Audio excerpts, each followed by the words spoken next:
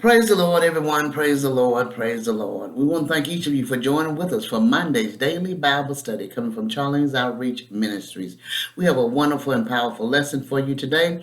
Love your neighbor as yourself. Love your neighbor as yourself. Amen. And our lesson is coming from Leviticus 19, verses 9 through 18. A wonderful and powerful lesson.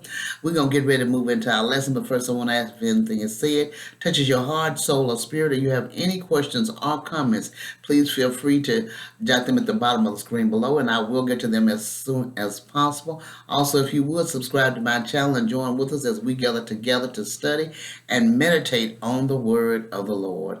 Amen. Our lesson is coming from Leviticus 19, verses 9 through 18. But before we get started, we're going to have prayer, then we're going to move right into the lesson. Dear God in heaven, we thank you, Father. We thank you for all the many blessings that you bestow upon us.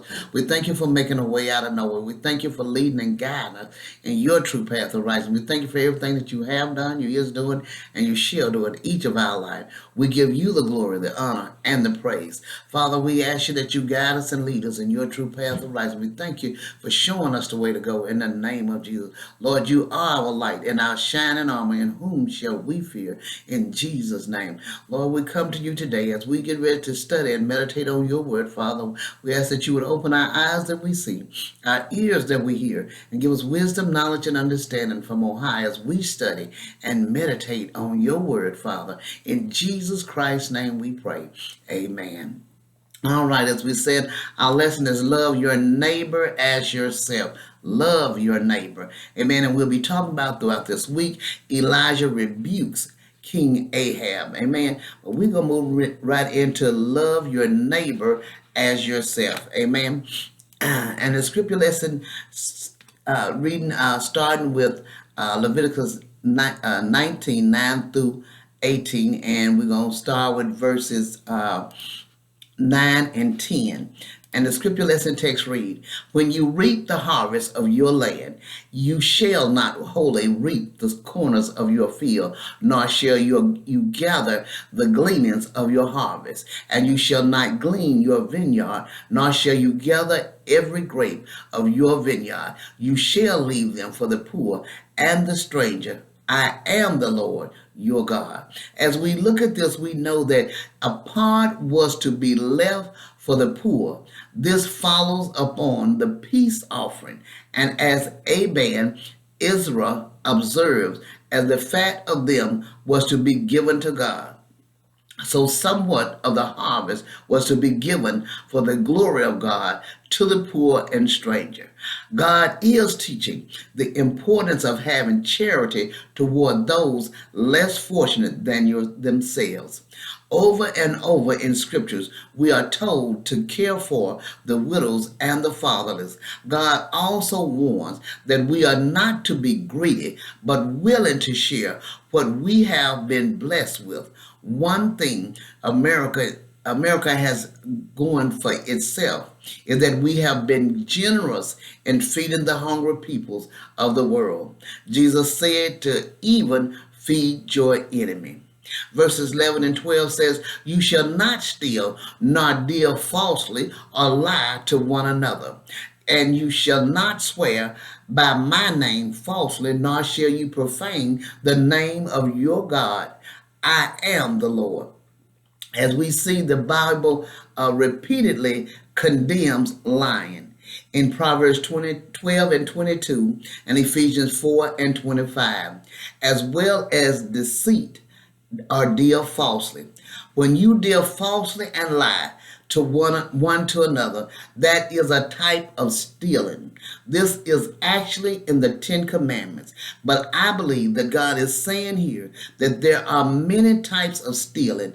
He also says, don't do any type of stealing at all. Those through swearing falsely, buying, or through any rash or vain oath in common conversation. Not only perjury in a court of jurisdiction,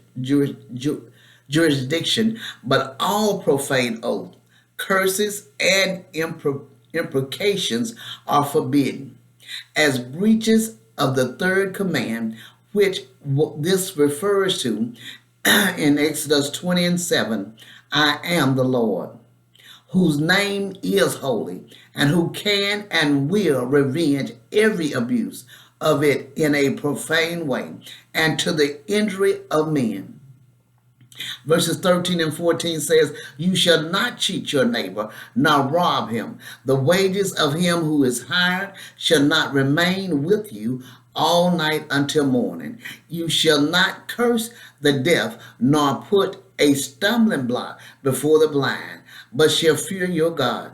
I am the Lord. As we see, we find here another type of stealing. Stealing is not just against God's law, but man's law as well. Not only is it the right thing to do not to steal, defraud, or rob, but if you do these things, you could find yourself in jail as well.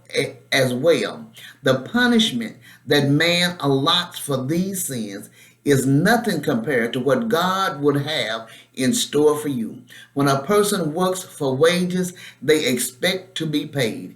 When we see a deaf person or a blind person, we should have mercy on them. It is only by the grace of God that we are not that blind person or deaf person. Verses 15 and 16 says, You shall do no injustice in judgment. You shall not be partial to the poor, nor honor the person of the mighty. In righteousness you shall judge your neighbor. You shall not go about as a talebearer among your people, nor shall you take a stand against the life of your neighbor. I am the Lord. So many people in our society today have gone overboard in siding in with the poor people. In the scripture above, we are told the judgment to judge righteously. It should not matter whether a person is poor or rich. When we are judging a matter, judgment should be made impartially by weighing out the facts. Jesus taught not to be a respecter of person. Many people are swayed in judgment by a person's great wealth. Possibly when they do that, they are expecting something in return. To judge the rich or the poor because of their position in life is wrong. We should judge everything by what is right, and that only. One of the most important reasons to receive the Holy Spirit of God is so that God will have control of the evilest part of your body, the tongue. James 3 and 6. It says, And the tongue is a fire, a world of iniquity. So is the tongue among our members, that it defileth the whole body. That it defiles the whole body and setteth on fire the course of nature. And it is set on fire of hell. Stand against the blood of thy neighbor. This refers to doing anything that would wrongfully jeopardize the life of a neighbor. Verse 17 and 18 says, You shall not hate your brother in your heart. You shall surely rebuke your neighbor and not bear sin because of him. You shall not take vengeance nor bear any grudge against the children of your people, but you shall love your neighbor as yourself. I am the Lord.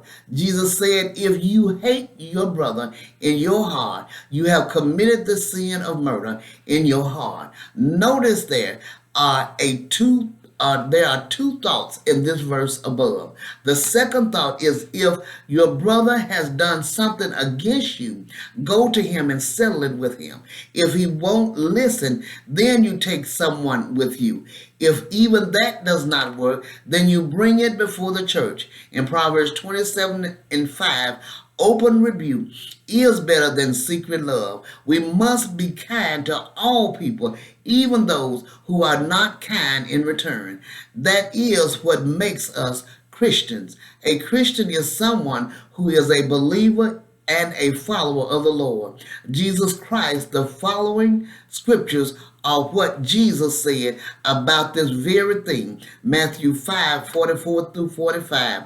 But I say unto you, love your enemies, bless them that curse you, do good to them that hate you, and pray for them which despitefully use you and persecute you, that you may be the children of your Father which is in heaven. For he maketh his sun to rise on the evil and on the good, and sendeth rain on the just and on the unjust. Amen. As we look at this passage, we know for a fact that we are to love our neighbors as ourselves. It was said in the Old Testament, and it was brought forth as well in the New Testament. Amen. I pray you meditate on this wonderful lesson and have a great and blessed day. God bless you.